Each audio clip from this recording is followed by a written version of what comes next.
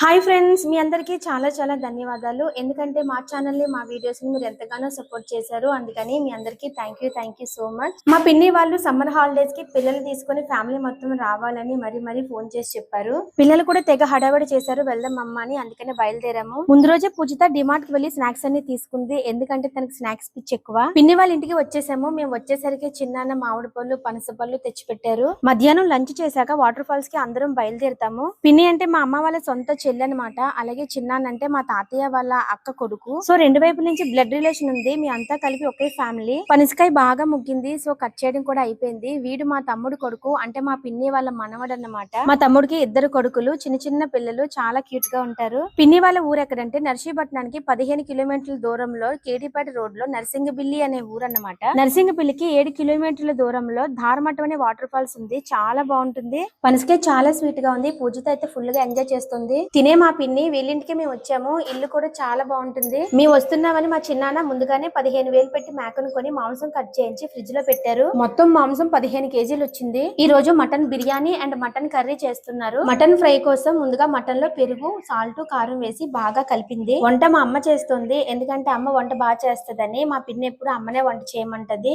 ఈ మటన్ ఏమో కర్రీ కోసము దీంట్లో కూడా అన్ని కలిపేసి పక్కన పెట్టింది. ఫ్రై కోసం తీసిన మటన్ అలాగే కర్రీ కోసం తీసిన మటన్ మొత్తం కలిపి కుక్కర్ పెట్టింది. దగ్గర 20 విజిల్ వచ్చేంత వరకు ఉడికించింది. వీడు మా పిన్ని వాళ్ళ రెండో మనవడు. అంటే మా తమ్ముడికి ఇద్దరు పిల్లలని చెప్పాను కదా, వీళ్ళే ఆ పిల్లలు. ఈ పిల్లలిద్దరు అంటే మా పూజితకి చాలా ఇష్టం. వెళ్ళిన దగ్గర నుంచి వాళ్ళతోనే ఉంటుంది. వాళ్ళకి స్నానం చేపిస్తుంది, బట్టలు వేస్తుంది, టిఫిన్ తినిపిస్తుంది, వాళ్ళని షాప్ కి తీసుకెళ్లి స్నాక్స్ కొనిపెడుతుంది. వెళ్ళిన దగ్గర నుంచి వాళ్ళతోనే ఎక్కువ గడుపుతుంది. ఇక అమ్మ మటన్ ఫ్రై కి అన్ని సిద్ధం చేసుకుని మటన్ ఫ్రై స్టార్ట్ చేసింది. ముందుగా పచ్చిమిర్చి అలాగే కరివేపాకు ఫ్రై చేసి ఆ తర్వాత ఉల్లిముద్దను వేసి ఫ్రై చేసింది. ఉల్లిముద్ద ఫాస్ట్ గా ఫ్రై అవడం కోసం కొంచెం సాల్ట్ యాడ్ చేసింది. ఓ పక్కన మటన్ బిర్యానీ రెడీ అవుతుంటే పక్కన కూర్చొని పూజిత ఫోన్ చూస్తుంది. ఉల్లిముద్ద బాగా ఎర్రగా వేగాక అల్లం వెల్లుల్లి పేస్ట్, జీలకర్ర, గసగసాల పేస్ట్ వేసింది. పచ్చివాసన పోయేంత వరకు ఫ్రై చేసింది. బాగా ఫ్రై అయిపోయిన తర్వాత తగినంత కారం యాడ్ చేసింది. అమ్మ నాన్ వెజ్ కర్రీస్ లో కారం ఎక్కువగానే వేస్తుంది. కారం వేగిపోయాక ముందుగా కుక్కర్ పెట్టిన మటన్ వేసింది. కుక్కర్ పెట్టిన వాటర్ ని పక్కన పెట్టింది. ఎందుకంటే బిర్యానీలో వేయడానికి. మటన్ అయితే చాలా మెత్తగా బ్రాయిలర్ చికెన్ లాగా ఉడికించింది. తినడానికి ఈజీగా ఉంటుంది కాబట్టి. మటన్ ఆల్రెడీ కుక్కర్ లోనే మొత్తం ఉడికిపోయింది కాబట్టి ఇప్పుడు ఎక్కువ ఉడకాల్సిన అవసరం లేదు. కారం మసాలా పట్టేంత వరకు ఫ్రై చేసుకుంటే చాలు. మటన్ ఫ్రై అయిపోయింది. లాస్ట్ లో కొంచెం కొత్తిమీర వేసి మరికాసేపు బాగా కలిపింది. మటన్ అయితే చాలా టేస్టీగా వచ్చింది. ఇక బిర్యానీ కోసం ఆయిల్ వేసి పచ్చిమిర్చి, కరివేపాకు, ఉల్లిపాయ ముక్కలు ఫ్రై చేసింది. తర్వాత అల్లం వెల్లుల్లి పేస్ట్, జీలకర్ర పేస్ట్, గసగసాల పేస్ట్ వేసి పచ్చివాసన పోయేంత వరకు బాగా ఫ్రై చేసింది. తర్వాత తగినంత సాల్ట్ వేసింది. ఆ తర్వాత గరం మసాలాని ముద్దగా చేసి వేసింది. ఎండు బాగా ఎక్కువగా ఉందని గరం మసాలా మరీ ఎక్కువగా వేయలేదు, కొంచెం మీడియం గానే వేసింది.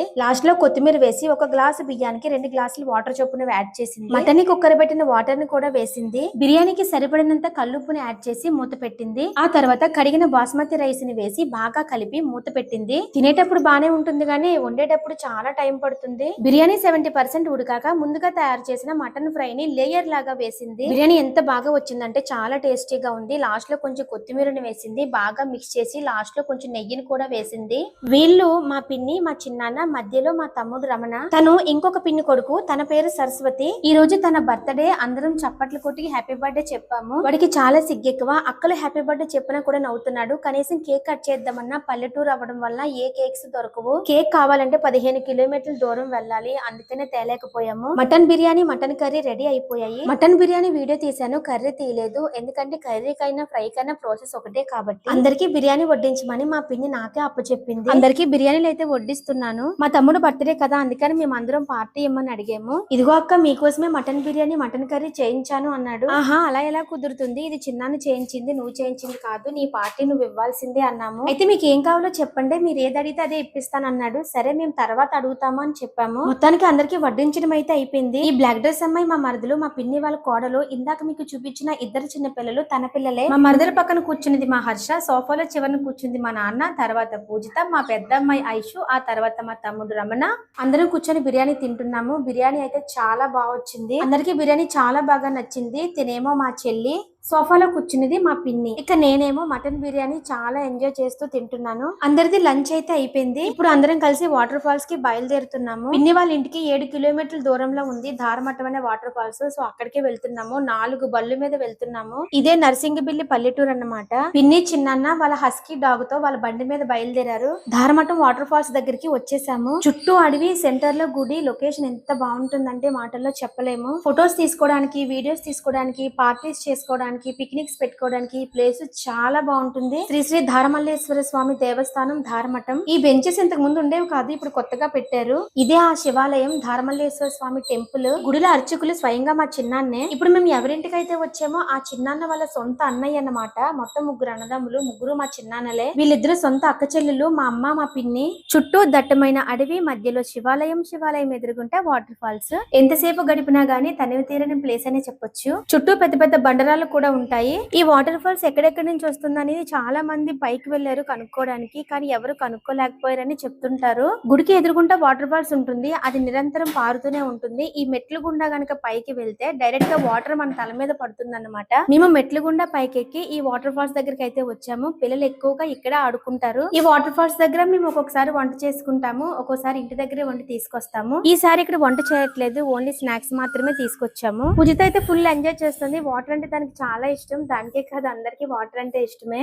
చిన్న పెద్ద తేడా లేకుండా ఫుల్ గా ఎంజాయ్ చేస్తున్నారు. ఇది ఒక దాక్కుని ఉన్న వజ్రం లాంటిదనే చెప్పొచ్చు ఈ వాటర్ ఫాల్స్. ఇక్కడ ఇంత చక్కని వాటర్ ఫాల్స్ ఉందని చాలా మందికి తెలియనే తెలియదు. అందుకే ఈ వీడియో ద్వారాగా చూపించాలనుకున్నాను. నేను ఆల్రెడీ ఈ వాటర్ ఫాల్స్ గురించి అడ్రస్ చెప్పడం జరిగింది. మీరు ఈ చుట్టుపక్కల వాళ్ళు అయితే డెఫినెట్ గా వచ్చి ఫుల్ గా ఎంజాయ్ చేయండి. ఇక్కడ వాటర్ స్పెషాలిటీ ఏంటంటే మే నెలలో వచ్చినా సరే, ఫుల్ ఎండలు ఉన్నా సరే వాటర్ చల్లగా కూలింగ్ గా ఉంటుంది. అలాగే ఈ వాటర్ ఉప్పుగా ఉండదు, స్వీట్ గా ఉంటుంది. స్వీట్ గా అంటే మీరు నిజంగా తీగా ఉంటదా అనుకుంటారు. మనం మినరల్ వాటర్ తాగుతాం కదా, ఆ విధంగా ఉంటుంది అన్నమాట. ఈ పారుతున్న వాటర్ గుడికి ఎదురుగుంటా ఉంటుందన్నమాట. మెట్లెక్కి పైకి వెళ్ళినట్టయితే మనకి తల మీద పడే వాటర్ ఫాల్స్ మనకి కనిపిస్తుంది. ఆల్రెడీ చూసాము. వాటర్ ఫాల్స్ లో ఫుల్ గా ఎంజాయ్ చేసి పిన్ని వాళ్ళ ఇంటికి వచ్చేసాము. మేము వచ్చేసరికి చిన్నాన్న తాటికాయలు కొట్టించి రెడీగా పెట్టారు. తాటికాయలు అంటే ఈయనకి పిల్లలకి చాలా ఇష్టం. మెయిన్ గా మేము తాటికాయలు తినడానికే వెళ్ళాము. చిన్నాన్న ఓ పక్కన తాటికాయలు కొడుతూనే ఉన్నారు, మేము నాది నాది అని కలబడి తింటూనే ఉన్నాము. అదే ఈ తాటి ముంజలు మన కాకినాడలో తినాలంటే డజన్ ముంజలు 80 రూపాయల నుంచి 100 రూపాయల వరకు చెప్తారు. అదే పల్లెటూరులో అయితే ఒక మనిషికి 200 ఇచ్చామంటే ఒక 2-3 చెట్లకి ఫుల్ గా తాటికాయలు కొట్టిస్తారు. సిటీకి పల్లెటూరుకి అంత డిఫరెన్స్ ఉంటుంది.